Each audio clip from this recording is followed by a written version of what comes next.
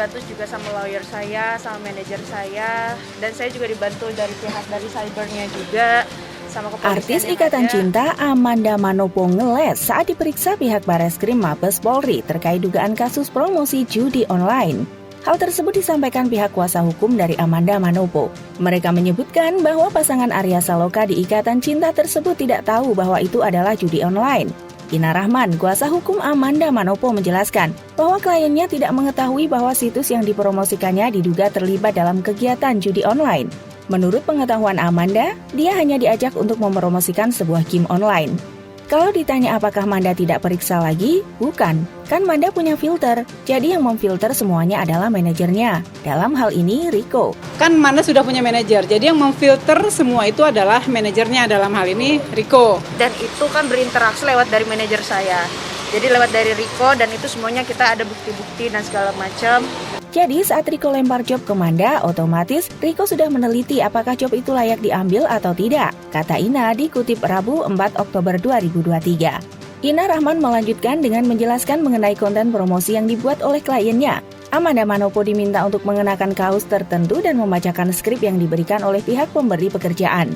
Jadi Manda tuh bikin video direkamin sama manajernya, disuruh pakai kaos gitu. Terus baca skrip yang dikasih sama pemberi job. Dibaca sama Manda, udah. Videonya video polosan, video biasa, jelas Ina. Amanda Manopo melalui manajernya juga telah memastikan dengan pihak yang menawarkan pekerjaan mengenai detail proyek yang akan dikerjakan. Pihak manajemen baru mengetahui bahwa situs tersebut terlibat dalam judi online setelah menerima panggilan dari Bareskrim Mabes Polri. Ada itu kan, ada percakapan via WhatsApp antara pemberi job dan manajer. Si pemberi job ini bilang bahwa ini hanya game online. Taunya baru kemarin pas undangan panggilan, tambah Ina. Meskipun pemeriksaan Amanda dinyatakan cukup, kuasa hukumnya menegaskan bahwa Amanda akan tetap kooperatif jika penyidik memerlukan keterangan lebih lanjut. Hari ini kami anggap bahwa pemeriksaan sudah cukup. Namun, Amanda akan siap hadir lagi jika diminta oleh penyidik untuk memberikan keterangan tambahan. Tutup Ina Rahman.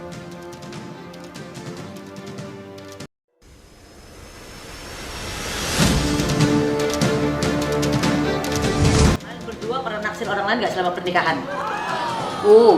Naksir dong. Naksir ya? Ada, normal. Dari pernikahan belum punya anak, nggak mau, udah aku tutup. Terus jawabannya saat itu, ya udah pisah, sempet tuh. Oke. Kabar mengejutkan datang dari pasangan Dewi Gita dan Arman Maulana. Setelah hampir 30 tahun menikah, Dewi mengungkapkan bahwa dirinya pernah diselingkuhi oleh sang suami. Perselingkuhan itu terjadi di tahun 2000-an. Mulanya Dewi Gita dan Arman Maulana kerap bertengkar hebat. Sampai akhirnya terkuak bahwa sang suami ternyata berselingkuh. Hal itu Dewi ceritakan dalam podcast bersama Ashanti. Tahun 2000 itu ada rilis album Aku, Kegaiban Biru. Itu semua lagunya ciptaan Arman. Itu tuh liriknya juga dia yang ciptain. Kalau mau dibaca satu-satu yaitu keadaan dia saat itu, berselingkuh. Dan aku yang nyanyiin. Ungkap Dewi Gita dalam podcast Ngobrol Asik Sabtu 30 September 2023. Kala itu perempuan 53 tahun tersebut bahkan sempat dijebak sang suami. Dewi Gita diminta menyanyikan lagu-lagu ciptaan Arman Maulana saat vokalis band Gigi itu tengah mendua. Awalnya Dewi Gita mengaku tak sadar bahwa lagu itu ditujukan untuk perempuan selingkuhan Arman. Di situ ada lagu Maafkan Aku Mendua, Kau Jauh, buat perempuan lain yang lagi jauh sama dia. Itu gue yang nyanyiin, tapi bukan buat gue, ujar Dewi Gita. Ashanti selaku host yang mendengar pengakuan itu hanya tertawa seraya geleng-geleng kepala. Dia tak habis pikir dengan sikap pelantun 11 Januari itu. Parah nih, komentar Ashanti singkat. Kendati begitu, Dewi Gita bersikap bijaksana dengan tak sepenuhnya menyalahkan Arman Maulana. Dia sadar jika suaminya berpaling juga karena dipengaruhi sikapnya. Tapi itu tadi aku nggak menyalahkan semuanya ke juragan ya. Aku justru di situ juga menyalahkan aku. Dimana aku memang lagi ego tinggi. Aku lagi naik daun banget. Ngerasa punya duit lebih banyak dari suami. Jadi aku lupa untuk ngurusin dia, katanya. Terus 8 tahun kosong gak punya anak, jadi aku ngerasa kayak perawan aja. Ngerasa kayak gak punya siapapun yang harus aku urus. Aku ngerasa itu kesalahan aku juga, ucapnya menyambung. Setelah itu, Dewi Gita sempat meminta waktu untuk menenangkan diri selama 1 tahun. Dia banyak berdoa dan beribadah, memohon agar dibukakan jalan keluar. Setahun kemudian, rumah tangga Dewi Gita dan Arman Maulana membaik. Hubungan mereka juga makin romantis usai dikaruniai anak. Dan hasilnya, keduanya masih berjodoh sampai sekarang.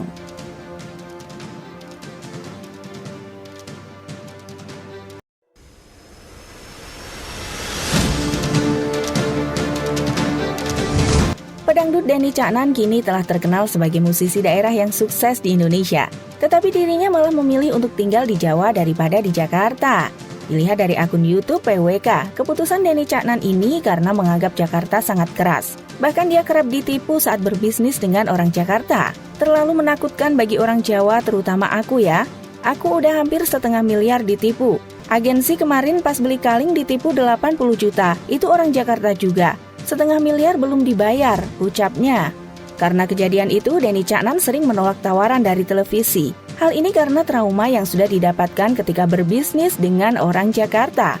Makanya kita jarang di TV, banyak traumanya, pungkasnya. Tetapi warganet malah menyindir Denny Caknan adalah pribadi yang pelit, sehingga tak cocok untuk tinggal di Jakarta.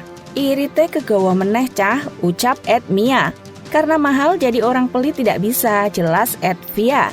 Lah, orang 3 asisten aja udah dipecat, masa ia mau ngeluarin duit sebanyak itu? Kata @Liam. Ndak pinter kamu, jelas @Mia.